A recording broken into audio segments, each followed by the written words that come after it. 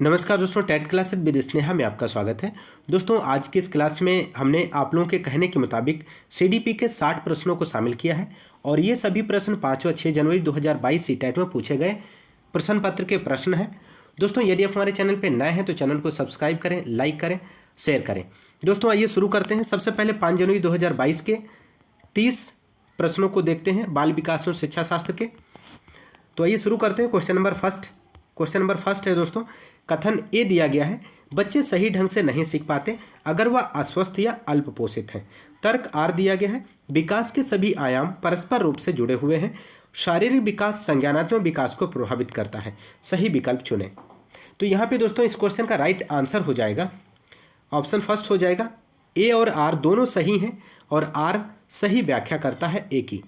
तो यदि बच्चे कुपोषित, अस्वस्थ या अल्प पोषित होते हैं तो बच्चे सही प्रकार से सीखने में अक्षम रहते हैं। विकास के सभी आयाम आपस में परस्पर रूप से जुड़े हुए हैं, इसलिए शारीरिक विकास संज्ञानात्मक विकास को अत्यधिक रूप से प्रभावित करता है।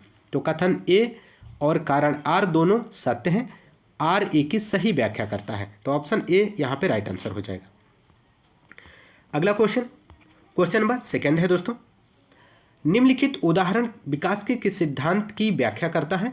एक बच्ची चलने से पहले खड़ा होना सीखती है और बोलने से पहले बड़बड़ाना। तो यहाँ पे इस क्वेश्चन का राइट आंसर फर्स्ट हो जाएगा दोस्तों, विकास क्रमबद्ध होता है। एक बच्ची चलने से पहले खड़ा होना सीखती है और बोलने से पहले बड़बड़ाना सीखती है। यह उदाहरण दर्शाता है कि विकास क्रमबद्ध होता है। अगला क्वेश्चन नंबर थर्ड है, कथन ए दिया गया है, बच्चे अपने समाज की जानकारी, कौशल, मूल्य, रीति रिवाज केवल औपचारिक कारकों से सीखते हैं। तर्क आर है, सामाजिकरण एक सरल और रैखिक प्रक्रिया है जो एक सुनियोजित तरीके से होती है। तो दोस्तों आपको बताना है दिए गए ऑप्शंस में से सही विकल्प का चयन करना है। तो राइट आंसर यहाँ पे हो जाएगा दोस्तों ऑप्शन 4 हो जाएगा।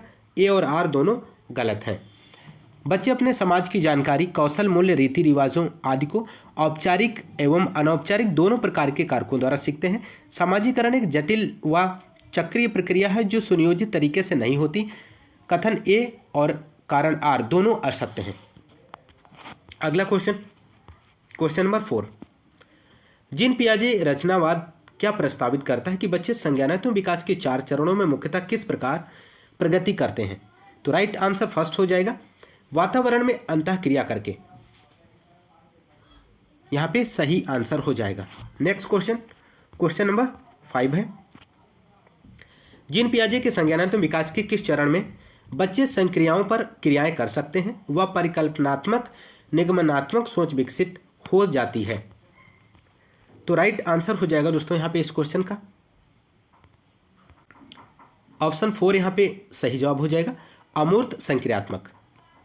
यहां पे सही जवाब हो जाएगा।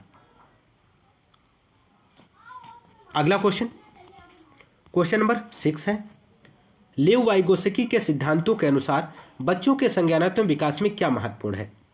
तो राइट आंसर हो जाएगा दोस्तों यहाँ पे फर्स्ट ऑप्शन, सांस्कृतिक उपकरण। लेव वाइगोत्स्की के सामाजिक सांस्कृतिक संज्ञानात्मक विकास सिद्धांत के अनुसार बच्चों के संज्ञानात्मक विकास में सांस्कृतिक उपकरण अत्यंत महत्वपूर्ण भूमिका निभाते हैं। वाइगोत्स्की ने सांस्कृतिक भाषा आदि को सांस्कृतिक उपकरणों की श्रेणी में रखा है। अगला क्वेश्चन नंबर 7 है दोस्तों, जीन पियाजे एवं लेव वाइगोत्स्की के सिद्धांतों में प्रमुख अंतर क्या है। तो राइट आंसर थर्ड ऑप्शन हो जाएगा, वाइगोत्स्की ने संज्ञानात्मक विकास में संस्कृति की भूमिका पर बल दिया है। तो राइट आंसर थर्ड यहाँ पे हो जाएगा। अगला क्वेश्चन नंबर 8 है, कैरोल गिल्गन ने लॉरेंस कोहलबर्ग के नैतिक विकास के सिद्धांत की समालोचना करते हुए तर्क दिया कि पुरुषों की नैतिकता का आधार आपको फिल करना है जबकि स्त्रियों की नैतिकता का आधार। तो यहाँ पे इस क्वेश्चन का राइट आंसर फर्स्ट हो जाएगा, न्याय और देखभाल। कैरोल गिल्गन ने लॉरेंस कोहलबर्ग ने नैतिक विकास सिद्धांत की समालोचना करते हुए तर्क दिया कि पुरुषों की नैतिकता का आधार न्याय है जबकि स्त्रियों की नैतिकता का आधार देखभाल है, और कोहलबर्ग द्वारा स्त्रियों की नैतिकता के आधार पर अर्थात देखभाल की अनदेखी की गई है। ध्यान रखना है। अगला क्वेश्चन नंबर 9, हार्वर्ड गार्डनर के बहुबुद्धि सिद्धांत के अनुसार निम्नलिखित में से कौन सा जोड़ा बुद्धि का प्रकार और अंतःस्थित अनुपालन संभावना के अनुसार सही है। तो राइट आंसर यहाँ पे सेकेंड ऑप्शन हो जाएगा दोस्तों। बुद्धि का प्रकार स्थानिक, अंतःस्थिति, अनुपालन संभावना, वास्तुकार। अगला क्वेश्चन नंबर 10 है, राष्ट्रीय शिक्षा नीति 2020 बहुभाषिता। तो यहाँ पे इस क्वेश्चन का दोस्तों राइट आंसर सेकेंड हो जाएगा, को कक्षा में पूंजी के रूप में देखती है। राष्ट्रीय शिक्षा नीति 2020 बहुभाषिता को कक्षा में पूंजी के रूप में देखती है।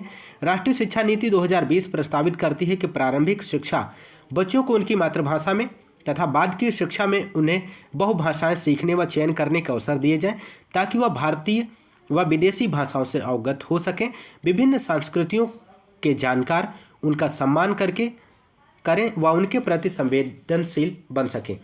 तो राइट आंसर यहाँ पे हो जाएगा सेकंड। अगला क्वेश्चन नंबर 11 है, एक बाल केंद्रित कक्षा में मूल्यांकन को सीखने की प्रक्रिया का अभिन्न अंग माना जाता है। एक बाल केंद्रित कक्षा में मूल्यांकन को सीखने की प्रक्रिया का अभिन्न अंग माना जाता है। इसके अंतर्गत रचनात्मक मूल्यांकन द्वारा बच्चों को विविध पहलुओं के विकास की प्रगति को देखा जाता है तथा अधिगम में आने वाली कठिनाइयों को जानकर उनका शैक्षणिक उपचार किया जाता है। अगला क्वेश्चन नंबर 12 है, राष्ट्रीय शिक्षा नीति 2020 सामाजिक आर्थिक रूप से वंचित समुदायों से आने वाले विद्यार्थियों की अवधारणा के लिए क्या प्रस्तावित करती है। तो राइट आंसर ऑप्शन 4 हो जाएगा, संदर्भित व अर्थपूर्ण पाठ्यक्रम। राष्ट्रीय शिक्षा नीति 2020 सामाजिक आर्थिक रूप से वंचित समुदायों से आने वाले विद्यार्थियों के अवधारणा के लिए संदर्भित व अर्थपूर्ण पाठ्यचर्या प्रस्तावित करती है। अगला क्वेश्चन नंबर 13 है, माध्यमिक स्तर की कई कक्षाओं में देखा गया है कि लड़के कक्षा में उत्तर देने के लिए लड़कियों की तुलना में ज़्यादा हाथ खड़ा करते हैं और कक्षा की चर्चाओं में हावी होते हैं। ऐसी परिस्थिति में एक शिक्षिका को क्या करना चाहिए।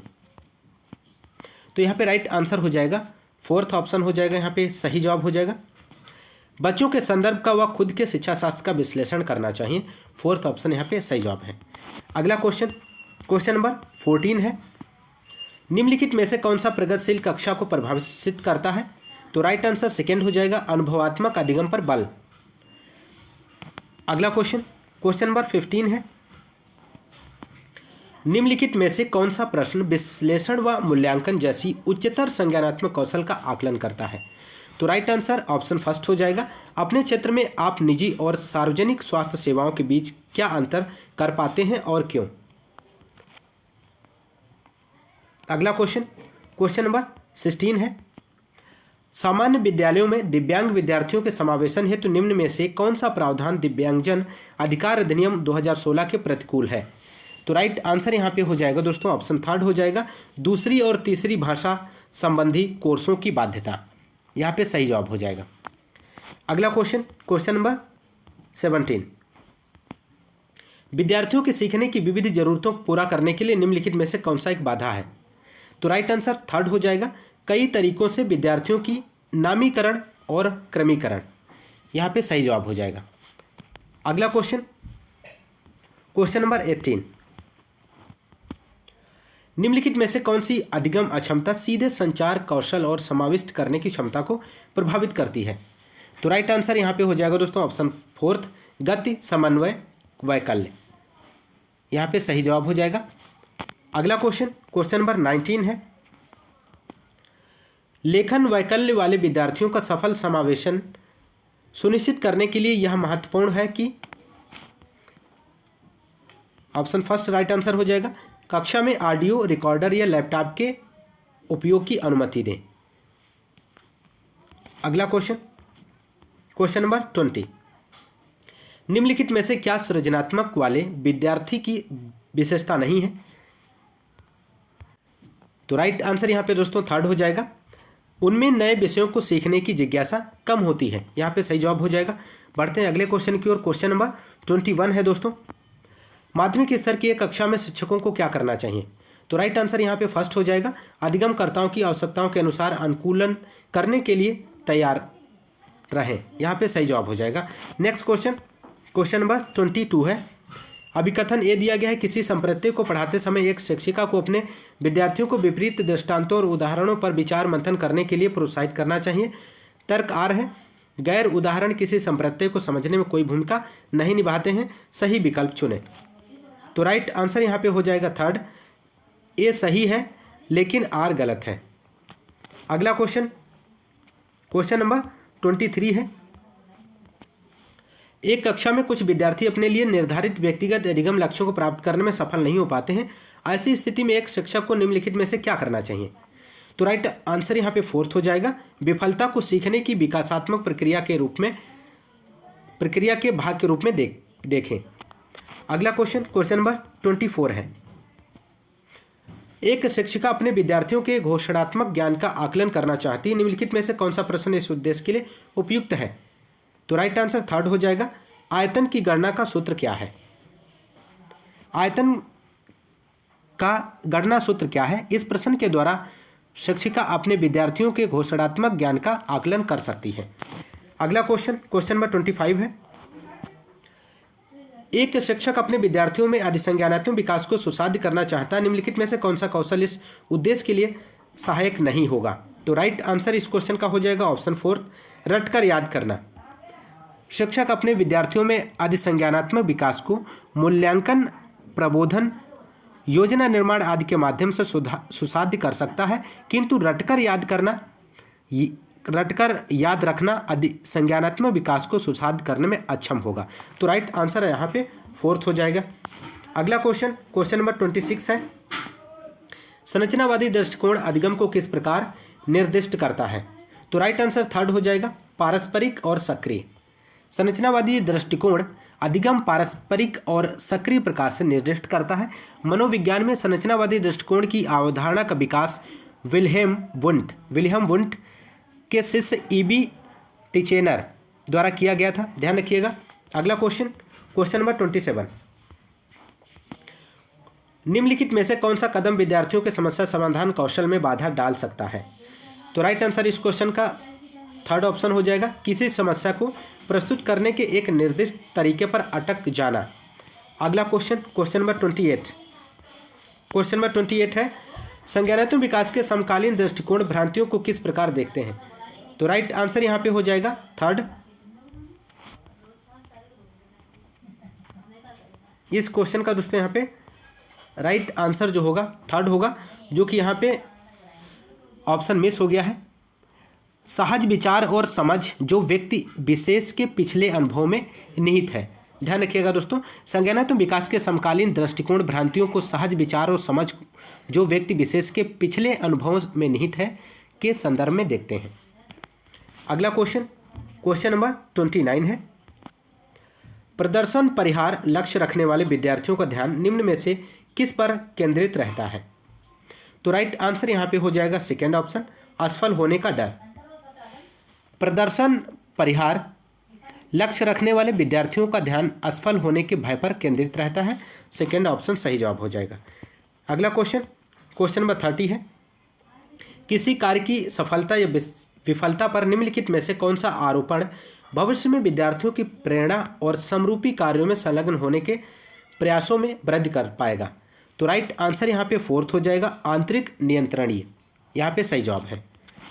अगला क्वेश्चन, और ये जो प्रश्न पत्र आपका है 6 जनवरी 2022 का है। इस प्रश्न पत्र के भी बाल विकास और शिक्षा शास्त्र के 30 क्वेश्चंस को सॉल्व करेंगे। फर्स्ट क्वेश्चन है, बाल्यावस्था से क्या अभिप्राय है? दोस्तों आपको बताना है दिए गए ऑप्शंस में से। तो यहाँ पे इस क्वेश्चन का दोस्तों राइट आंसर फर्स्ट हो जाएगा, यह एक सामाजिक संरचना है। अगला क्वेश्चन, क्वेश्चन नंबर सेकेंड है, बाल विकास के समकालीन परिप्रेक्ष्य आपको बताना है दोस्तों। तो बाल विकास के समकालीन परिप्रेक्ष्य बाल्यावस्था को एक विशिष्ट सांस्कृतिक एवं सामाजिक संरचना मानते हैं। अगला क्वेश्चन, क्वेश्चन नंबर थर्ड है, संरचनावादी संरचना में बच्चों को किस रूप में देखा जाता है? तो राइट आंसर सेकेंड हो जाएगा, एक समस्या समाधानकर्ता और एक वैज्ञानिक अन्वेषक। अगला क्वेश्चन, क्वेश्चन नंबर 4, जीन पियाजे के अनुसार निम्नलिखित में से किस चरण में एक बच्चा अमूर्त प्रस्तावों के बारे में तार्किक रूप से सोचने लगता है? तो राइट आंसर यहाँ पे हो जाएगा ऑप्शन फोर्थ, औपचारिक अमूर्त संक्रियात्मक अवस्था 11 वर्ष और उससे अधिक। ऑप्शन 4 यहाँ पे राइट आंसर हो जाएगा। अगला क्वेश्चन नंबर 5 है, अनीता केक बनाने की प्रक्रिया को समझने के लिए एक यूट्यूब वीडियो को देखती है और फिर बिल्कुल उसी तरह चरण अपनाकर एक केक बनाती है। इस तरह के सीखने की प्रक्रिया को क्या कहेंगे? दिए गए ऑप्शंस में से आपको राइट आंसर का चयन करना है। तो यहाँ पे इस क्वेश्चन का दोस्तों राइट आंसर हो जाएगा ऑप्शन सेकेंड हो जाएगा, अवलोकन अधिगम। यहाँ पे राइट आंसर हो जाएगा। नेक्स्ट क्वेश्चन नंबर 6 है, बालक को 20 भूरे रंग के लकड़ी के मनके और 2 सफ़ेद रंग के लकड़ी के मनके दिए जाते हैं। बालक से पूछा जाता है, तुम्हारे पास लकड़ी के अधिक मनके हैं या भूरे रंग के अधिक मनके हैं? बालक कहता है भूरे रंग के मनके अधिक हैं। पियाजे के संज्ञानात्मक विकास सिद्धांत के अनुसार बालक कौन सी अवस्था में है? तो राइट आंसर सेकेंड हो जाएगा, पूर्व संक्रियात्मक अवस्था में है। और पूर्व संक्रियात्मक अवस्था 2 वर्ष से 7 वर्ष मानी जाती है। इसे प्रारंभिक बाल्यावस्था की संज्ञा भी दी जा सकती है। पियाजे द्वारा पूर्व संक्रियात्मक अवस्था को 2 भागों में विभाजित किया जाता है, प्राक संप्रत्यात्मक अवधि और अंतःदर्शी अवधि। ध्यान रखिएगा। अगला क्वेश्चन नंबर 7, लेव वाइगोत्स्की के अनुसार एक शिक्षिका की प्राथमिक भूमिका क्या है? तो राइट आंसर यहाँ पे हो जाएगा सेकेंड, बच्चों के चिंतन को आलंबन पाठ प्रदान करना। लेव वाइगोत्स्की के अनुसार एक शिक्षिका की प्राथमिक भूमिका बच्चों के चिंतन को आलंबन पाठ स्कैफोल्डिंग प्रदान करना है, ताकि वह अधिगम के उस वर्तमान स्तर तक पहुंच सके जहां वह बिना सहयोग के स्वयं समस्या समाधान करने में सक्षम हो। अगला क्वेश्चन नंबर 8, लेव वाइगोत्स्की के अनुसार संज्ञानात्मक विकास को प्रभावित करने वाला मुख्य कारक क्या है? तो यहाँ पे राइट आंसर थर्ड हो जाएगा, सामाजिक अंतःक्रिया। लेव वाइगोत्स्की के अनुसार संज्ञानात्मक विकास को प्रभावित करने वाले मुख्य कारक सामाजिक अंतःक्रिया है। संज्ञानात्मक विकास एक अंतःवैयक्तिक सामाजिक परिस्थिति में संपन्न होता है। संज्ञानात्मक विकास पर विभिन्न सामाजिक कारकों, सांस्कृतिक व भाषा का अत्यधिक प्रभाव पड़ता है। अगला क्वेश्चन नंबर 9, एक किशोर विचार करता है यदि हिंज अपनी पत्नी को बचाने के लिए सब कुछ नहीं करता तो वह किसी मूल्य को जीवन से अधिक मूल्य देता है। यह प्रतिक्रिया नैतिक विकास के किस स्तर को दर्शाता है? तो राइट आंसर यहाँ पे हो जाएगा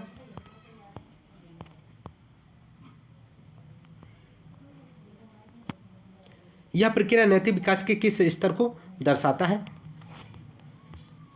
तो यहाँ पे दोस्तों राइट आंसर हो जाएगा इस क्वेश्चन का सार्वभौमिक नैतिक सिद्धांत अभिमुखता। आपको ध्यान रखना है दोस्तों, सार्वभौमिक नैतिक सिद्धांत अभिमुखता। अगला क्वेश्चन नंबर 10 है, प्रगतिशील सिद्धांतों पर आधारित एक विद्यालय में विद्यालय की छुट्टियां और जनजातीय त्यौहार एक ही समय पड़ते हैं तथा साप्ताहिक अवकाश भी साप्ताहिक बाजार वाले दिन होते हैं। यह क्या दर्शाता है? तो राइट आंसर सेकेंड हो जाएगा, विद्यालय व्यवस्था में लचीलापन। अगला क्वेश्चन नंबर 11 है, हावर्ड गार्डनर के बहुबुद्धि सिद्धांत के अनुसार अपनी भावनात्मक अवस्था, संवेगों और अभिप्रेरणाओं के बारे में जागरूक रहने की योग्यता को क्या कहा जाता है? तो राइट आंसर 4 हो जाएगा, अंतःवैयक्तिक बुद्धि कहा जाता है। नेक्स्ट क्वेश्चन नंबर 12 है, जेंडर स्कीमा सिद्धांत निम्नलिखित में से किसकी व्याख्या करता है? तो राइट आंसर फर्स्ट हो जाएगा, बच्चे जेंडर भूमिकाएं कैसे सीखते हैं। जेंडर स्कीमा सिद्धांत की व्याख्या सिद्धांत के अनुसार बच्चे जेंडर भूमिकाएं सीखते हैं। जेंडर स्कीमा सिद्धांत एक संज्ञानात्मक सिद्धांत है। इसे विकसित करने का श्रेय मनोवैज्ञानिक सैंड्रा वेम को दिया गया है। ध्यान रखिएगा। अगला क्वेश्चन नंबर 13 है, अपनी पीढ़ी में पहली बार विद्यालय जाकर पढ़ने वाले विद्यार्थी का समर्थन करने के लिए एक अध्यापिका को क्या करना चाहिए? तो राइट आंसर इस क्वेश्चन का हो जाएगा थर्ड ऑप्शन, उसके सामाजिक सांस्कृतिक परिवेश को सम्मानजनक महत्व देते हुए क्रियाकलाप तैयार करने चाहिए। नेक्स्ट क्वेश्चन नंबर 14, राष्ट्रीय शिक्षा नीति 2020 के संदर्भ में आकलन के बारे में निम्नलिखित में से कौन सा कथन सही है? तो राइट आंसर यहाँ पे थर्ड ऑप्शन हो जाएगा, एनईपी 2020 विद्यार्थियों का समग्र आकलन प्रस्तावित करती है जिसमें विभिन्न प्रकार की विधियों जैसे कि पत्राधान एवं भूमिका निर्वहन को सम्मिलित किया गया हो। अगला क्वेश्चन नंबर 15 है, क्वेश्चन नंबर 15 है, निम्न में से कौन सी शिक्षा शास्त्री योजना समालोचनात्मक चिंतन में वृद्धि करती है? तो राइट आंसर सेकेंड हो जाएगा, मानस मंथन करना। मानस मंथन करना समालोचनात्मक चिंतन में वृद्धि करती है। विद्यार्थियों को इस प्रकार की गतिविधियां क्रियाकलाप करने के अवसर प्रदान करने चाहिए जिससे विद्यार्थियों को सोचने, तथ्यों में विश्लेषण करने व तर्क करने के आधार पर आलोचनात्मक चिंतन कौशल को विकसित करने में सहायता प्राप्त हो। अगला क्वेश्चन, क्वेश्चन नंबर 16 है, निम्न में से कौन सा लक्षण प्रतिभाशाली विद्यार्थी में नहीं है होता है? तो आपको बताना है दोस्तों। तो राइट आंसर सेकंड हो जाएगा, जानकारी का धीमा अवशोषण। नेक्स्ट क्वेश्चन, क्वेश्चन नंबर 17, दिव्यांगजन अधिकार अधिनियम 2016 निम्न में से किस सिद्धांत को पक्ष पोषित करता है? महत्वपूर्ण प्रश्न है दोस्तों आपकी परीक्षा के दृष्टिकोण से। तो यहाँ पे राइट आंसर जो हो जाएगा थर्ड हो जाएगा, समावेशन। दिव्यांगजन अधिकार अधिनियम 2016 समावेशन सिद्धांत को पक्ष पोषित करता है। थर्ड ऑप्शन राइट आंसर हो जाएगा। अगला क्वेश्चन, क्वेश्चन नंबर 18 है, समावेशी शिक्षा यह प्रतिपादित करती है कि हमें दुरुस्त करने के लिए को बदलना चाहिए। तो आपको बताना है दोस्तों। तो यहाँ पे इस क्वेश्चन का दोस्तों राइट आंसर हो जाएगा थर्ड, अधिगमकर्ता तंत्र प्रणाली।